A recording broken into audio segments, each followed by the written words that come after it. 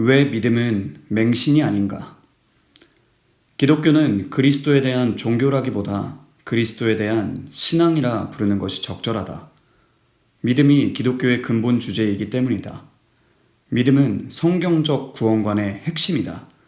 그러나 믿음은 다면적인 개념이기에 그리스도인들 가운데서도 그 의미를 정확하게 이해하는 사람은 많지 않다. 나는 이 책에서 성경이 정의하는 믿음의 본질을 알아보려 한다. 믿음이 구원과 어떤 관련이 있는지, 구원을 얻는 믿음에 반드시 필요한 것은 무엇인지, 믿음과 이성의 관계, 또 믿음에 대해 우리가 성경에서 접하는 여러 문제들을 다루도록 하겠다. 믿음은 바라는 것과 다르다. 히브리서에는 믿음에 대한 가장 기본적인 정의가 나온다. 믿음은 바라는 것들의 실상이요 보이지 않는 것들의 증거니 선진들이 이로써 증거를 얻었느니라. 여기서 주목할 것은 히브리서 저자가 믿음과 소망을 구분했다는 사실이다. 믿음과 소망은 긴밀하게 연결되어 있지만 그럼에도 불구하고 엄연히 구별된다. 사도 바울도 고린도전서 13장 13절에서 믿음, 소망, 사랑이라는 기독교의 가장 중요한 덕목 세 가지를 언급하면서 그 둘을 분명히 구분했다. 믿음과 소망의 관계를 알아보기 전에 성경이 말하는 소망의 의미를 살펴보자. 오늘날 서구 사회에서 통용되는 소망은 신약 성경의 의미와는 차이가 있다. 우리는 보통 미래에 일어났으면 좋겠지만 확신할 수 없는 일에 대한 바람을 희망이라 부른다. 예를 들어 우리는 좋아하는 축구팀이나 야구팀이 승리하기를 바라지만 그 바람은 실현되지 않을 수 있다. 나는 피츠버그 스틸러스의 영원한 팬이다. 언제나 스틸러스의 승리를 바라지만 불확실하기 때문에 나의 희망은 헛되고 허무할 수 있다. 어떤 바람은 우리를 부끄럽게 만들지 않는다. 하지만 나는 결승전에서 스틸러스에 거는 희망이 나를 부끄럽게 할까봐 걱정이다. 그들은 이길 수도 있지만 질 수도 있기 때문이다. 그러나 성경이 말하는 소망은 불확실한 미래에 대한 열망이 아니다. 절대적으로 확실한 미래에 대한 열망이다. 우리는 하나님의 약속을 믿기에 그 결과를 온전히 확신할 수 있다. 하나님께서 자신의 백성에게 주신 약속을 교회가 붙들 때 소망은 영혼의 닻이 된다. 닻은 배가 바다에서 방향을 잃고 떠돌지 않도록 도와주는 도구다. 내일에 대한 하나님의 약속은 오늘 그를 믿는 자들의 닻이다. 다시 히브리서 말씀으로 돌아가자. 믿음은 바라는 것들의 실상이요 라는 구절은 믿음과 소망의 관계에 대해 아주 중요하고 의미심장한 지적을 한다. 그것은 믿음이 바라는 것들, 곧 소망의 정수와 연결된다는 것이다. 실제로 소망은 앞날에 대한 믿음이다. 그리고 믿음은 신뢰를 구성하는 강력한 요소다. 약속받은 미래에 대한 나의 소망이 하나님의 말씀에 근거한다면 그 소망의 실체는 약속하신 분에 대한 나의 신뢰에서 발견할 수 있다. 나는 하나님을 믿기에 소망을 가진다. 나의 믿음이 미래에 대한 하나님의 약속에 있기에 나의 소망은 실제한다. 소망은 터무니없는 망상이나 공상, 막연한 바람을 담은 헛된 꿈이 아니다. 소망은 실체가 있는 것에 근거한다. 믿음은 맹신과 다르다. 히브리서 저자는 믿음은 보이지 않는 것들의 증거니 라는 말로 믿음의 정의를 이어간다. 그는 여기서 인간이 지식을 얻는 데 사용하는 감각기관 중 하나, 즉 시각을 언급했다. 오늘날 사람들은 백문이불여일견이라는 표현을 종종 사용한다. 미주리 출신 사람들은 대개 보여줘 라고 말하기를 좋아하는데 이런 태도는 성경적 신앙과 모순되지 않는다. 신약 성경은 단지 맹목적으로 터무니없는 비약을 일삼지 말고 증인들이 직접 눈으로 본 것을 기록한 성경 말씀에 근거해 복음을 받아들이라고 말한다. 예를 들어 사도 베드로의 증언을 생각해보자. 그는 우리 주 예수 그리스도의 능력과 강림하심을 너희에게 알게 한 것이 교묘히 만든 이야기를 따른 것이 아니요 우리는 그의 크신 위엄을 친히 본 자라고 말했다.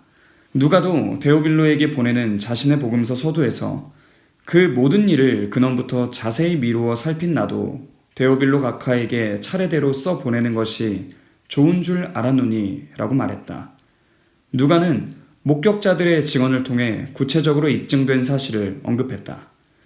사도 바울은 고린도전서 15장에서 그리스도의 부활에 대한 자신의 확신을 변호하며 그 증거로 부활하신 그리스도를 직접 목격한 증인들을 제시했다.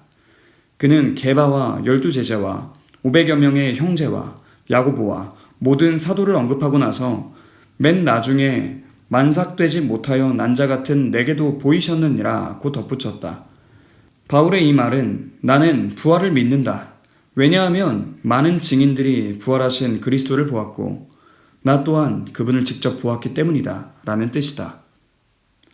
믿음과 보는 것은 신약 성경에서 이처럼 서로 밀접하게 연결된다. 그런데 히브리서 저자는 믿음이란 보이지 않는 것들의 증거라고 묘사했다. 어떤 사람들은 이 말을 근거로 성경이 가르치는 덕스러운 믿음이란 맹목적인 믿음이라고 주장한다. 볼 수 없는 사람을 맹인이라 부르듯 믿음이 보이지 않는 것들의 증거라면 결국 히브리서 저자가 의미하는 것은 맹목적인 믿음, 즉 맹신이 아니겠느냐는 것이다. 그러나 맹목적인 믿음만큼 히브리서 11장 1, 2절의 의미를 곡해하는 것은 없다. 맹목적인 신앙을 주장하는 사람들은 우리가 믿는 데는 아무 이유가 없다. 이유는 전혀 불필요하다는 식으로 말한다. 이런 태도는 눈을 꼭 감은 채 숨을 깊이 들이쉬고는 자신이 믿는 것이 사실이기를 간절히 바라면서 이것은 사실이다 라고 주장하는 것과 같다. 이것은 어리석은 태도일 뿐이다. 믿음과는 아무런 상관이 없다. 성경은 무작정 어둠 속으로 뛰어들라고 요구하지 않는다. 오히려 성경은 어둠에서 빛으로 나오라고 명령한다. 믿음은 단순히 인간의 소원을 표현한 것이 아니다. 고지식하거나 변덕스러운 것도 아니다.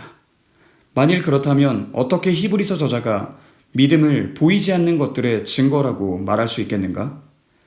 믿음이 소망과 결부되면 우리가 지금은 볼 수 없는 내일, 곧 미래의 영역으로 나아간다. 우리 가운데 내일을 경험한 사람은 아무도 없다.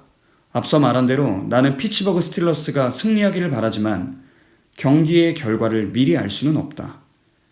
히브리서 저자는 믿음을 보이지 않는 것들의 증거라고 말했다. 증거는 구체적이다.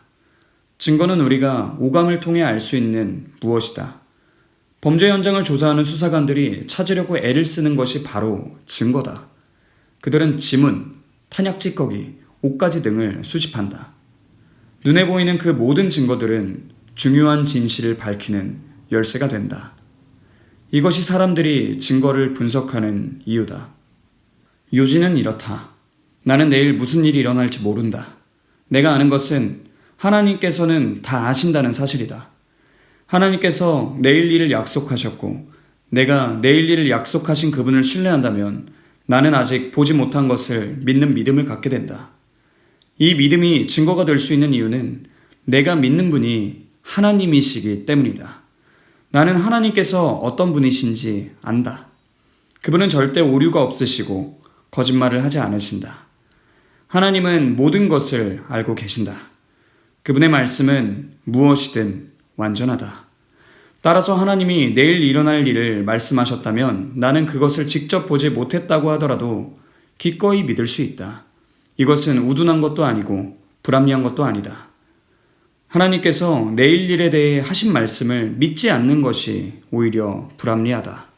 그렇다면 하나님은 미래에 대해 어떻게 말씀하시는가?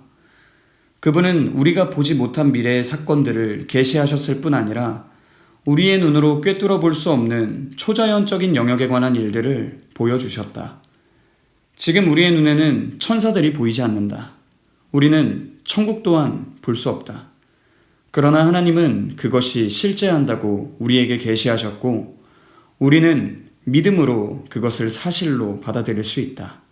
그 이유는 하나님께서 미쁘시기 때문이다.